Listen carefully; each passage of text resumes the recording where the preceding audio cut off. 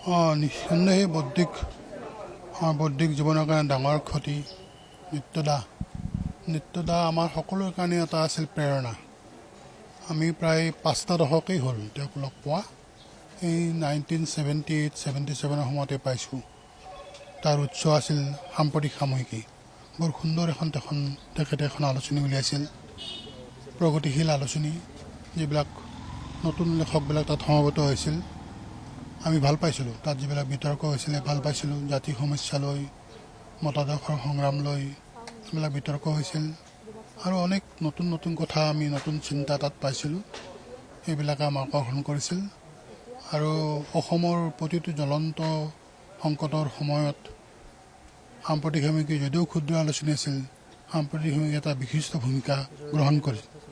জৰুৰীকালীন অৱস্থাতে ওলাইছিলে, এটা বিশিষ্ট ভূমিকা পালন কৰিছিলে।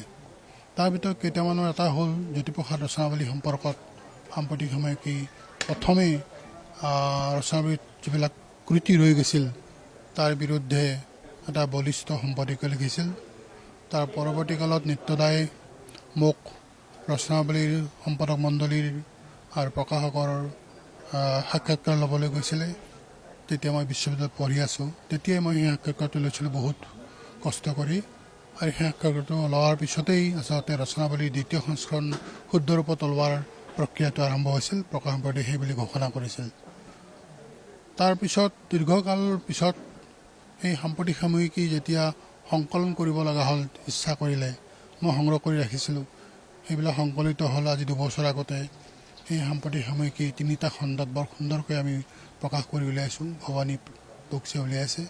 সেইটো অসমৰ সংবাদপত্ৰৰ ইতিহাসৰ এটা গুৰুত্বপূৰ্ণ অধ্যায় বুলি ক'ব পাৰি, সাম্প্ৰতিক সাময়িকীৰ 10 বছৰীয়া অধ্যায়টো। তাৰ পৰৱৰ্তী কালত আৰু বিভিন্ন উপলক্ষত তেখেতসকলৰ সৈতে কাম কৰিছোঁ। গুৱাহাটীৰ বিভিন্ন বৌদ্ধিক কাম কাজত, সাংস্কৃতিক কাম কাজত তেখেতৰ সৈতে একেলগে আছোঁ।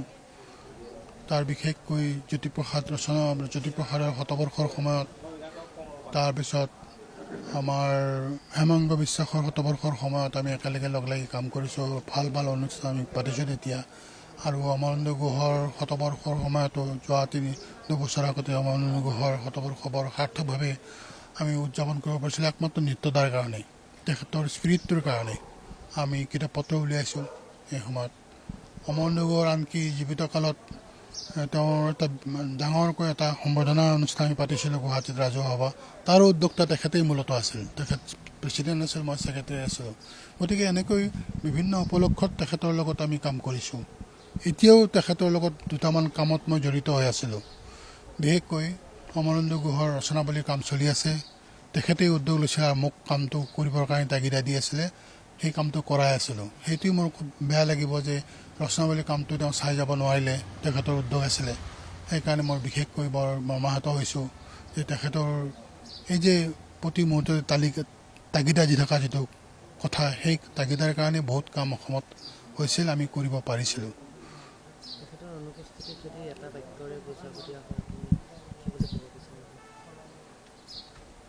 তেখেত আচলতে অসমৰ নতুন চিন্তাক আগবঢ়াই লৈ যোৱা এগৰাকী সৈনিক আছিল।